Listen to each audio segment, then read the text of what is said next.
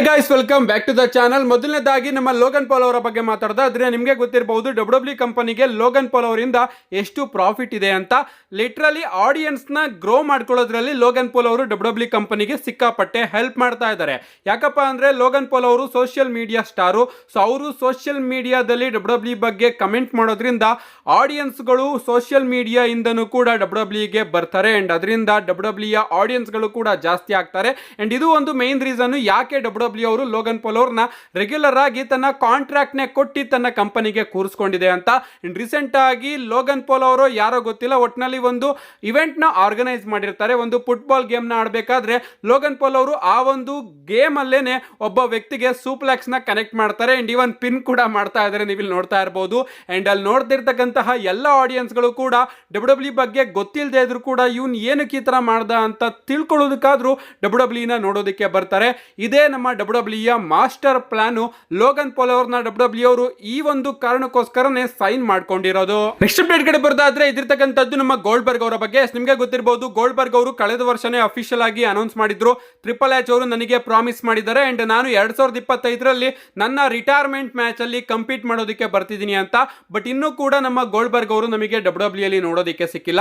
ಅಪ್ಡೇಟ್ಗಳು ಬರ್ತಿರೋ ಪ್ರಕಾರ ರಸಲ್ಮೇನಿಯಾ ಆದ್ಮೇಲೆ ಸಮ್ಮರ್ ಟೈಮ್ ಅಲ್ಲಿ ನಮ್ಮ ಗೋಲ್ಡ್ಬರ್ಗ್ ಅವರ ರಿಟೈರ್ಮೆಂಟ್ ಮ್ಯಾಚ್ ನಮಗೆ ನೋಡೋದಕ್ಕೆ ಸಿಗಬಹುದು ಅಂತ ಅಪ್ಡೇಟ್ಗಳು ಬರ್ತಾ ಇತ್ತು. ಅಂಡ್ ರೀಸೆಂಟ್ ಆಗಿ ನಮ್ಮ ಗೋಲ್ಡ್ಬರ್ಗ್ ಅವರು ತನ್ನ ಟ್ವಿಟರ್ ಅಲ್ಲಿ ಐ ಆಮ್ ಬ್ಯಾಕ್ ಅಂತ ಒಂದು ಟ್ವೀಟ್ ನ ಮಾಡಿ ನಮಸ್ತೆ ಅನ್ನೋ ಒಂದು ಸಿಂಬಲ್ ನು ಕೂಡ ಹಾಕಿದ್ದಾರೆ ಅಂಡ್ ಹ್ಯಾಂಗ್ರಿ ಸಿಂಬಲ್ ನು ಕೂಡ ನಮ್ಮ ಗೋಲ್ಡ್ಬರ್ಗ್ ಅವರು ಹಾಕಿದ್ದಾರೆ. ಇದನ್ನ ನೋಡಿ ಸ್ವಲ್ಪ ಜನ ನಮ್ಮ ಗೋಲ್ಡ್ಬರ್ಗ್ ಅವರು ಡಬ್ಲ್ಯೂಗೆ ರಿಟರ್ನ್ ಆಗ್ತಾ ಇದಾರಲ್ಲ ಅದ್ರ ಬಗ್ಗೆ ಒಂದು ಟ್ವೀಟ್ ನ ಮಾಡಿದ್ದಾರೆ ಅಂತ ಅನ್ಕೋಬಹುದು. ಬಟ್ ನೀವು ಸರಿಯಾಗಿ ಗಮನಿಸಿದ್ರೆ ನಮ್ಮ ಗೋಲ್ಡ್ಬರ್ಗ್ ಅವರು ಟ್ವಿಟರ್ ನ ಬಿಟ್ಟು ಹೊರಟೋಗಿದ್ರು. ಲಾಸ್ಟ್ ಟೈಮ್ ಅವರು ಡಿಸೆಂಬರ್ 23ನೇ ತಾರೀಕು 2018ರಲ್ಲಿ ಟ್ವಿಟರ್ ನ ಯೂಸ್ ಮಾಡಿದ್ರು. ಬಟ್ ಅದಾದ್ಮೇಲೆ ಡಿಲೀಟ್ ಮಾಡಿದ್ರು ಅನ್ಕೋತೀನಿ ಅಂಡ್ ಈಗ ಮತ್ತೊಮ್ಮೆ ಇನ್ಸ್ಟಾಲ್ ಮಾಡ್ಕೊಂಡಿರಬಹುದು. ಅದಕ್ಕೋಸ್ಕರ ಅವರು ಐ ಆಮ್ ಬ್ಯಾಕ್ ಅಂತ ಒಂದು ಟ್ವೀಟ್ ನ ಮಾಡಿದ್ದಾರೆ. ಅದಕ್ಕೆ ಇಂಪ್ರೆಷನ್ ಕೂಡ ನೀವು ಇಲ್ಲಿ ನೋಡ್ತಾ ಇರಬಹುದು. 1.1 ಮಿಲಿಯನ್ ಇಂಪ್ರೆಷನ್ ಈಗಾಗಲೇ ಬಂದಿದೆ ಅಂಡ್ ಇದನ್ನ ಒಂದ್ ರೀತಿ ನಾವು ಡಬ್ಲ್ಯೂ ರಿಟರ್ನ್ ಅಂತಾನೂ ಕೂಡ ಕನ್ಸಿಡರ್ ಮಾಡಬಹುದು. ಯಾಕಂದ್ರೆ ರಸಲ್ಮೇನಿಯಾ ಆದ್ಮೇಲೆ ನಮ್ಮ ಗೋಲ್ಡ್ಬರ್ಗ್ ಅವರ ರಿಟರ್ನ್ ಕೂಡ ನೋಡೋದಕ್ಕೆ ಸಿಗುತ್ತೆ ಅನ್ಕೋತೀನಿ. ಅಂಡ್ ಸಮ್ಮರ್ ಸ್ಲಾಮ್ ಅಲ್ಲಿ ಪ್ರಾಬಬ್ಲಿ ನಮ್ಮ ಗೋಲ್ಡ್ಬರ್ಗ್ ಅವರು ಒಂದು ಮ್ಯಾಚ್ ಅಲ್ಲೂ ಕೂಡ ಕಂಪೀಟ್ ಮಾಡಬಹುದು. ಯಾರಿಗೊತ್ತು ಅದೇ ನಮ್ಮ ಗೋಲ್ಡ್ಬರ್ಗ್ ಅವರ ಲಾಸ್ಟ್ ಮ್ಯಾಚ್ ಆಗಿರಬಹುದು. ನೆಕ್ಸ್ಟ್ ಅಪ್ಡೇಟ್ ಕಡೆ ಬರೋದಾದ್ರೆ ಇದಿರ್ತಕ್ಕಂಥದ್ದು ನಮ್ಮ Cenation villain who give up on Rock and is now working under the Rock, that why we call him the Rock bottom, John Cena ಅವರ ಬಗ್ಗೆ. ಸೊ ಇಂಟ್ರೊಡಕ್ಷನ್ ಸಿಕ್ಕಾಪಟ್ಟೆ ಆಯ್ತು ಅಂತಾನೆ ಹೇಳ್ಬಹುದು. ಸೊ ನಿಮ್ಮೆಲ್ಲರಿಗೂ ಕೂಡ ಗೊತ್ತೇ ಇರಬಹುದು ಈ ವರ್ಷ ನಮ್ಮ ಜಾನ್ ಸಿನಾ ಅವರ ಡಬ್ಲ್ಯೂ ಕರಿಯರ್ ನ ಕಡೆಯ ವರ್ಷ. ಈ ವರ್ಷ ನಮ್ಮ ಜಾನ್ ಸಿನಾ ಅವರು ರಿಟೈರ್ಡ್ ಆಗ್ತಾರೆ ಅಂತ ಅವರೇ ತನ್ನ ಬಾಯಾರೆ ತಿಳಿಸಿದ್ದಾರೆ. ಬಟ್ ಈಗ ಹೀಲ್ ಟರ್ನ್ ಆಗಿರೋದ್ರಿಂದ ಪ್ರಾಬಬ್ಲಿ ಈ ಒಂದು ರಿಟೈರ್ಮೆಂಟ್ ಕ್ಯಾನ್ಸಲ್ ಕೂಡ ಆಗಬಹುದು. ಇದ್ರ ಬಗ್ಗೆ ನಾವು ಕಂಪ್ಲೀಟ್ ಆಗಿ ಡಿಸ್ಕಷನ್ ನ ಮಾಡಿದೀವಿ. ಹೀಲ್ ಟರ್ನ್ ಆಗಿರೋದ್ರಿಂದ ಪ್ರಾಬಬ್ಲಿ ನಮ್ಮ ಜಾನ್ ಸಿನಾ ಅವರು ರಸಲ್ಮೇನಿಯಾ 42 ಅಲ್ಲೂ ಕೂಡ ರಿಟೈರ್ಡ್ ಆಗಬಹುದು ಅಂತ. ಬಟ್ ಅದನ್ನೆಲ್ಲ ಸೈಡ್ಗಿಟ್ಟಿ ನಮ್ಮ ಜಾನ್ ಸಿನಾ ಅವರು ಹೇಳ್ಕೊಂಡು ಬಂದಿರೋದೇ ನಿಜ ಆದ್ರೆ ಈ ವರ್ಷದ ಡಿಸೆಂಬರ್ ತಿಂಗಳಲ್ಲಿ ನಮ್ಮ ಜಾನ್ ಸಿನಾ ಅವರು ಅಫಿಷಿಯಲ್ ಆಗಿ ರಿಟೈರ್ಡ್ ಆಗಬೇಕು. ಅಂಡ್ ಆ ರೀತಿ ಆದ್ರೆ ಡಿಸೆಂಬರ್ ತಿಂಗಳಲ್ಲಿ ಪ್ರಾಬಬ್ಲಿ ಡಬ್ಲ್ಯೂ ಅವರು ನಮ್ಮ ಜಾನ್ ಸಿನಾ ಅವ್ರಿಗೋಸ್ಕರನೇ ಹೊಸ ಪ್ರೀಮಿಯಂ ಲೈವ್ ಇವೆಂಟ್ ನ ತಗೊಂಡು ಬಂದು ಅಲ್ಲಿ ಜಾನ್ ಸಿನಾ ಅವರ ಲಾಸ್ಟ್ ಮ್ಯಾಚ್ ನೋಡೋದಕ್ಕೆ ಸಿಕ್ಕಿ ಅಲ್ಲಿ ಜಾನ್ ಸಿನಾ ಅವರು ರಿಟೈರ್ಡ್ ಆಗ್ಬೋದು ಅಂತ ಸಿಕ್ಕಾಪಟ್ಟೆ ಅಪ್ಡೇಟ್ಗಳು ಬಂದಿತ್ತು. ನಾವು ಕೂಡ ಇದ್ರ ಬಗ್ಗೆ ಡಿಸ್ಕಷನ್ ನ ಮಾಡಿದ್ವಿ. ಬಟ್ ಈಗ ಗಾಯ್ಸ್ ಡಿಸೆಂಬರ್ ತಿಂಗಳಲ್ಲಿ ನಮಗೆ ಒಂದು ಸಾಟರ್ಡೆ ನೈಟ್ ಮೇನ್ ಇವೆಂಟ್ ನೋಡೋದಕ್ಕೆ ಸಿಗ್ತಾ ಇದೆ. ಎಷ್ಟು ಮೇ 25ನೇ ತಾರೀಕು ನಮಗೆ ಒಂದು ಸಾಟರ್ಡೆ ನೈಟ್ ಮೇನ್ ಇವೆಂಟ್ ನೋಡೋದಕ್ಕೆ ಸಿಗುತ್ತೆ. ಅದಾದ್ಮೇಲೆ ಡಬ್ಲ್ಯೂ ಅವರು ಡಿಸೆಂಬರ್ 13ನೇ ತಾರೀಕು ಬೋಸ್ಟನ್ ನಲ್ಲಿ ಒಂದು ಸಾಟರ್ಡೆ ನೈಟ್ ಮೇನ್ ಇವೆಂಟ್ ನ ಪ್ಲಾನ್ ಮಾಡ್ತಾ ಇದ್ದಾರಂತೆ.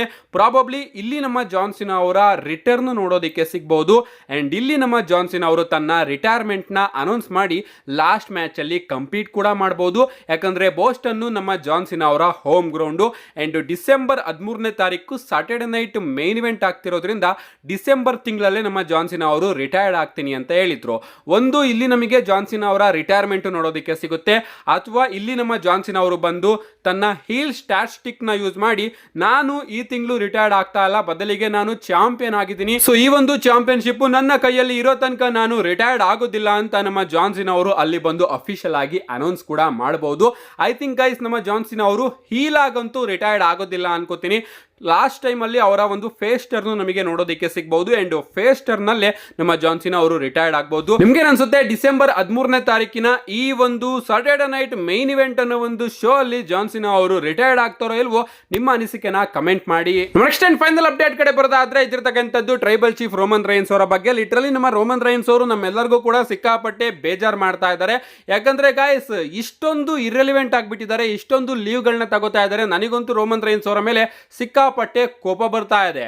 ಜನವರಿ 6ನೇ ತಾರೀಕು ನೋಡೋದಕ್ಕೆ ಸಿಕ್ಕಿದ್ರು, ಅದಾದ್ಮೇಲೆ ರಾಯಲ್ ರಂಬಲ್ಗೆ ನೋಡೋದಕ್ಕೆ ಸಿಕ್ಕಿದ್ರು. ಅಂಡ್ ಇಲ್ಲಿವರೆಗ ರೋಮನ್ ರೈನ್ಸ್ ಅವರ ದರ್ಶನ ನಮಗೆ ನೋಡೋದಕ್ಕೆ ಸಿಕ್ಕಿಲ್ಲ. ಅಂಡ್ ಈ ವರ್ಷ ಕೇವಲ ಎರಡು ಬಾರಿ ಡಬ್ಲ್ಯೂ ಟೆಲಿವಿಷನ್ ಅಲ್ಲಿ ನಮಗೆ ರೋಮನ್ ರೈನ್ಸ್ ಅವರು ನೋಡೋದಕ್ಕೆ ಸಿಕ್ಕಿರೋದು. ಈ ಬಾರಿಯ ರಸಲ್ ಮೇನಿಯಾ ಸಿಕ್ಕಾಪಟ್ಟೆ ಬಿಗ್ಗೆಸ್ಟ್ ರಸಲ್ ಮೇನಿಯಾ ಆಗಲಿದೆ. ಅಂಡ್ ಈ ಬಾರಿನೇ ನಮ್ಮ ರೋಮನ್ ರೈನ್ಸ್ ಅವರು ಡಬ್ಲ್ಯೂ ಕಂಪನಿಗೆ ಇಷ್ಟೊಂದು ರಜೆನ ಆಗ್ತಾ ಇದ್ದಾರೆ ಅಂತಾನೆ ಹೇಳ್ಬೋದು. ಅಫ್ಕೋರ್ಸ್ ಒಂದ್ ರೀತಿಲಿ ಹೇಳೋದಾದ್ರೆ ಅವರು ರಜೆ ಆಗ್ತಾ ಇಲ್ಲ, ಬದಲಿಗೆ 2K25 ನ ಪ್ರಮೋಟ್ ಮಾಡ್ತಾ ಇದ್ದಾರೆ. ಅಂಡ್ ಅದೇ ರೀತಿ ಪ್ರಮೋಟ್ ಮಾಡಬೇಕಾದ್ರೆ ನಮ್ಮ ಪಾಲ್ ಹೀಮನ್ ಅವರು ರೋಮನ್ ರೈನ್ಸ್ ಹಾಗೆ ಸೆತ್ ಫ್ರೀಕಿನ್ ರಾಲಿನ್ಸ್ ಅವರ ಮ್ಯಾಚ್ ನು ಕೂಡ ಲೀಕ್ ಮಾಡಿದ್ದಾರೆ ಅಂತಾನೆ ಹೇಳ್ಬಹುದು. ನಮ್ಮ ಪಾಲ್ ಹೀಮನ್ ಅವರು ಎಕ್ಸ್ಪ್ಲೈನ್ ಮಾಡ್ತಾರೆ ರೋಮನ್ ರೈನ್ಸ್ ಹಾಗೆ ಸೆತ್ ರಾಲಿನ್ಸ್ ಅವರ ರೈವಲ್ರಿ ಎಷ್ಟು ಓಲ್ಡ್ ರೈವಲ್ರಿ ಅಂತ, ಯಾವ ರೀತಿ ಶೀಲ್ಡ್ ಬ್ರೇಕಪ್ ಗೆ ಸೆತ್ ರಾಲಿನ್ಸ್ ಅವರು ಕಾರಣರಾದ್ರು. ಅದಾದ್ಮೇಲೆ ಮತ್ತೊಮ್ಮೆ ನಮ್ಮ ಸೆತ್ ರಾಲಿನ್ಸ್ ಅವರು ರಸಲ್ ಮೇನಿಯಾದಲ್ಲಿ ಬಂದು ಕ್ಯಾಶ್ ಇನ್ ಮಾಡಿ ರೋಮನ್ ರೈನ್ಸ್ ಅವರು ಚಾಂಪಿಯನ್ಶಿಪ್ ನ ಗೆಲ್ಲೋದ್ರಿಂದ ನಿಲ್ಸಿದ್ರು. ಅದಾದ್ಮೇಲೆ ರಾಯಲ್ ರಂಬಲ್ ಅಲ್ಲಿ ರಿವೆಂಜ್ ತೀರಿಸ್ಕೊಳ್ಳೋದಕ್ಕೋಸ್ಕರ ಶೀಲ್ಡ್ ಗೆಟಪ್ ಅಲ್ಲಿ ಬಂದಿದ್ರು.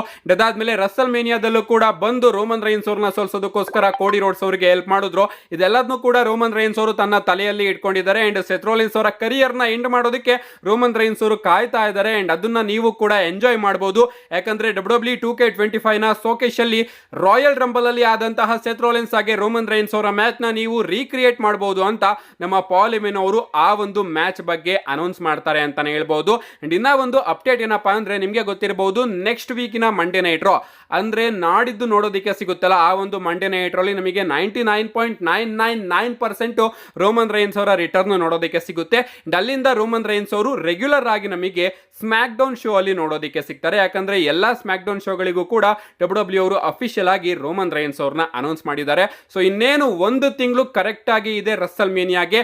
ಸೊ ಇಲ್ಲಿಂದ ರೋಮನ್ ರೈನ್ಸ್ ಅವರು ಕೂಡ ಡಬ್ಲ್ಯೂ ಅಲ್ಲಿ ರೆಗ್ಯುಲರ್ ಆಗಿ ನಮಗೆ ನೋಡೋದಕ್ಕೆ ಸಿಗ್ತಾರೆ. ರಸಲ್ ಮೇನಿಯಾ ಮುಗಿದ್ಮೇಲೆ ಹೆಂಗೋ ಗೊತ್ತಿಲ್ಲ, ಬಟ್ ರಸಲ್ ಮೇನಿಯಾ ತನಕ ರೋಮನ್ ರೈನ್ಸ್, ಸೆತ್ ರಾಲಿನ್ಸ್ ಹಾಗೆ ಸಿಎಂ ಪಂಕ್ ಅವರ ಅದ್ಭುತವಾದ ಫ್ಯೂಡ್ ನಮಗೋಸ್ಕರ ಕಾಯ್ತಾ ಇದೆ. ಅಂಡ್ ಅದನ್ನ ನೋಡೋದಕ್ಕೆ ನಾವು ಕೂಡ ಸಿಕ್ಕಾಪಟ್ಟೆ ವೆಯ್ಟ್ ಮಾಡ್ತಾ ಇದೀವಿ. See you guys in my next video.